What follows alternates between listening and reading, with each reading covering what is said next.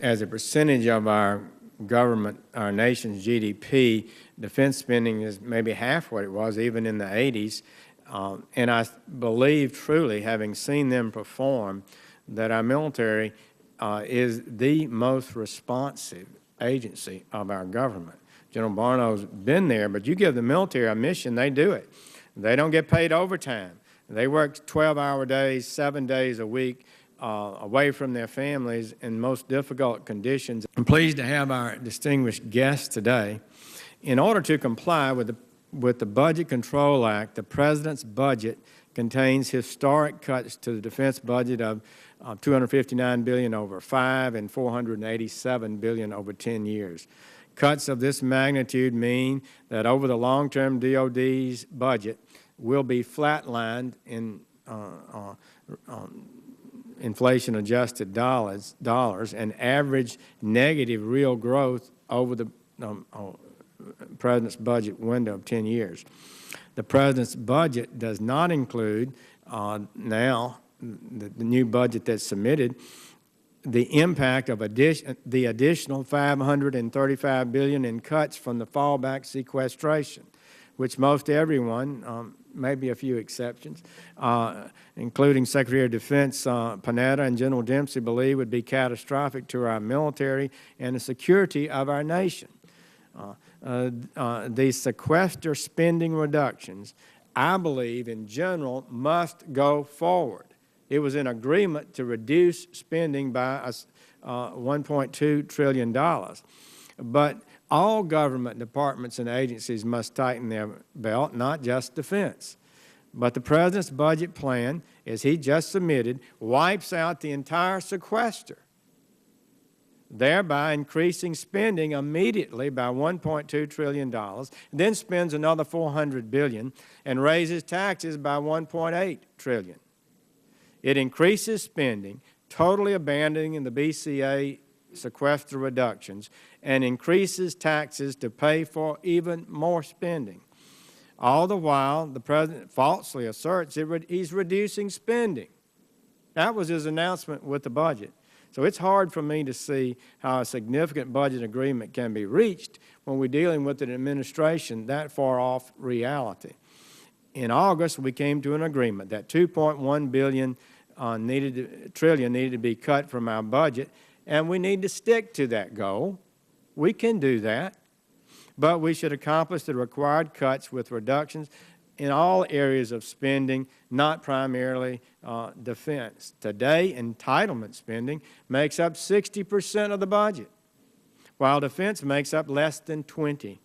50 years ago, 1963, we spent 48% of our budget on defense and 26% on entitlements. We should not allow the prospect of an additional $500 billion in cuts to national security spending to continue while automatic entitlement spending continues relatively unscathed. From 2008 through 2011, while the defense budget increased by 10%, that's what the base budget increased from 2008, about 3% a year. Spending on food stamps grew 100%. Medicaid increased by 37%.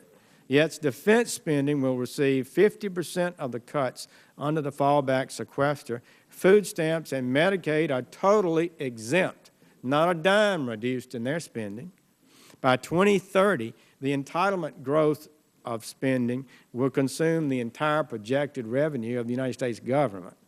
Compared to last year's request, the Budget Control Act would have defense spending, 1/6 of the budget, experience a 20% reduction in real dollars over 10 years. Non-defense spending, the other 5/6 of the budget, would experience a 50% increase over the same time.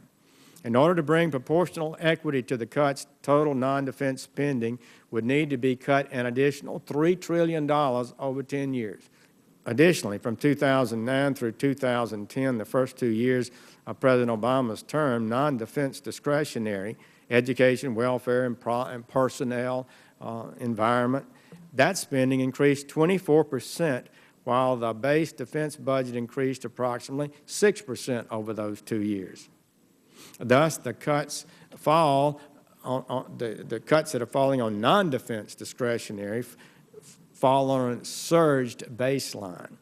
Also, the 2% cut to Medicare produces approximately $117 billion.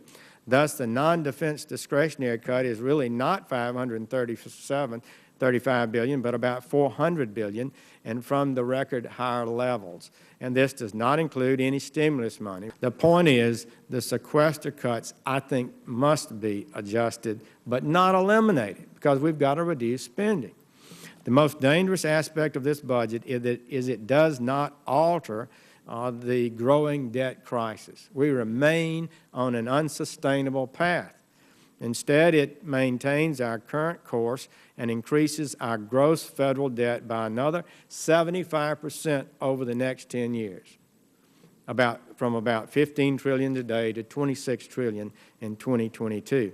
By 2018, 6 years from today, our interest payment on the growing debt of the United States will exceed our total spending on national defense. By 2022, our interest payments will exceed $850 billion, more than we're spending on defense. We're spending about $240 billion on interest today. So we're talking about another $500 billion that'd be sucked out of our budget year after year because we can't control spending today. Admiral Mullen once said, "Our debt is the greatest threat to our national security." This budget is proof of that. It's proof that if you don't get spending under control and entitlements take up 100% of the budget by 2030, we're not going to be able to provide the defense we need to secure America's future. So under the President's budget, he is ignoring the debt warning, and the administration is refusing to fight the largest national security threat the country faces, which is the debt.